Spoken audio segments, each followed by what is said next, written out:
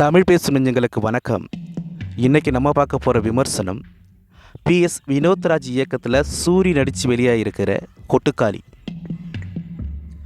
மதுரையில் ஒரு குக்கிராமத்தில் இருக்கிற கதாநாயகி மீனாவுக்கு பேய் பிடிச்சிருக்கிறத அவரோட குடும்பத்தில் இருக்கிறவங்க நம்புகிறாங்க. எந்த நேரமும் எதையோ வெறிச்சு பார்த்துக்கிட்டு இருக்கிற அவரை அவரோட வருங்கால கணவரான பாண்டியும் அவரோட குடும்பத்தை சேர்ந்தவங்களும் பேய் ஓட்டுற சாமியார்கிட்ட அழைச்சிட்டு போகிறாங்க. அப்படி அவங்க அழைச்சிட்டு போகிற வழியில் சில சம்பவங்கள் நடக்குது. அது என்ன, உண்மையில் கதாநாயகி அண்ணா பெண்ணுக்கு என்ன பிரச்சனை என்பதே கொட்டுக்காளி படத்தின் திரைக்கதை. காலையில் ஒரு ஷேர் ஆட்டோவில் ஏறி மாலையில் இன்னொரு இடத்துல போய் இறங்குறது தான் கிட்டத்தட்ட படத்தின் கதை. மொத்த கதையையும் ஒரு சின்ன துண்டு சீட்டில் எழுதிவிடக்கூடிய அளவுக்கு ஒரு சிம்பிளான கதைக்களம். இருந்தாலும் தன்னுடைய முந்தைய படமான கூழாங்கல் போலவே ஆழமான அடர்த்தியான ஒரு படத்தை கொடுத்துருக்காரு PS வினோத்ராஜ்.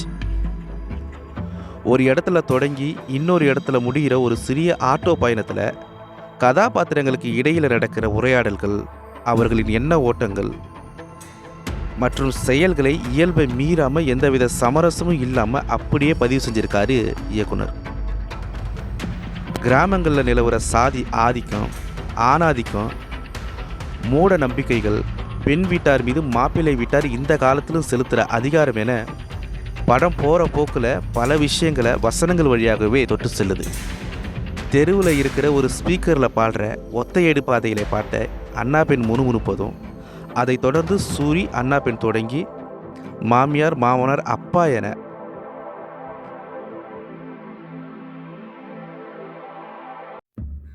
அனைவரையும் அடித்து தகாத வார்த்தைகளை கொண்டு திட்டும் காட்சி படத்தோட உச்சம்.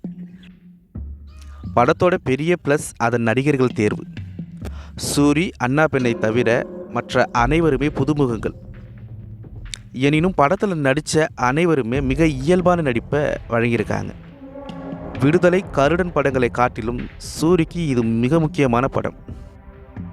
தொண்டையில் பிரச்சனை இருக்கும் நபராக படம் முழுக்க கரகரத்த குரலில் பேசுவதும், குடும்பத்தில் சம்பாதிக்கிற ஒரே நபராக அவர் காட்டுற அதிகாரமும் ஒவ்வொரு காட்சியிலும் வியக்க வைக்கிறார்.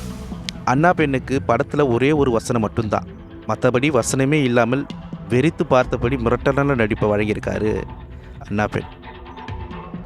இவர்களை தவிர சூரியின் சொந்தக்காரங்களாக வரக்கூடியவர்கள், சூரியின் தங்கை மகனாக வரும் சிறுவன் என அனைவரும் சிறப்பான நடிப்பை வழங்கியிருக்காங்க. படத்தில் இசை கிடையாது.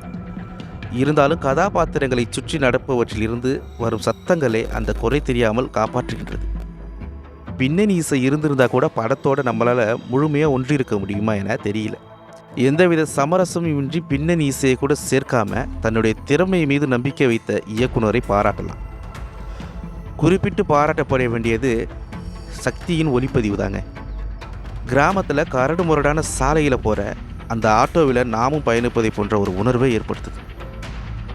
படத்தோட நீளம் 1.5 மணி நேரம் தான் என்றாலும் நீளமான காட்சிகள் சோர்வை ஏற்படுத்துது. எந்த தீர்வும் இல்லாமல் சூரியோட கோணத்திலிருந்து முடியும் கிளைமேக்ஸ் ஆடியன்ஸின் பார்வைக்கே விட்டுவிடப்படுறதுனால திரையரங்குக்கு வர பொதுவான பார்வையாளர்களால் அது ரசிக்கப்படுமா என்பது தெரியல. மொத்தத்தில் நுணுக்கமான காட்சி அமைப்புகள், கிராமத்தின் வாழ்வியலை மிக இயல்பாக காட்டிய விதம் என ஒரு முக்கியமான சர்வதேச கலைப்படைப்பை எந்தவித சமரசமும் செய்யாமல் கொடுத்திருக்க இயக்குனரையும் அதனை தயாரித்த நடிகர் சிவகார்த்திகேயனும் எவ்வளவு பாராட்டினாலும் போதாது.